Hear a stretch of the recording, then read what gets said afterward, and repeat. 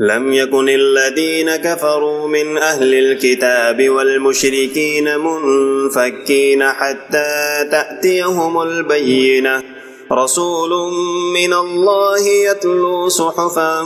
مطهرة فيها كتب قيمة وما تفرق الذين أوتوا الكتاب إلا من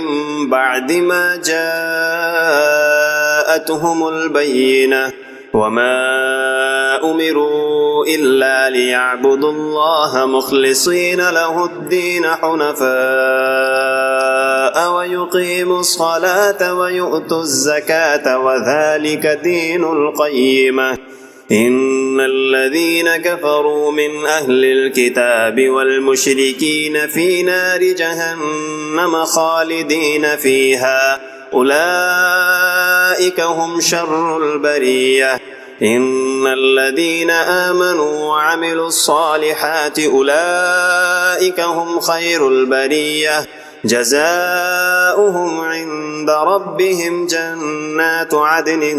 تجري من تحتها الأنهار خالدين فيها أبدا رضي الله عنهم ورضوا عنه ذلك لمن خشي ربه.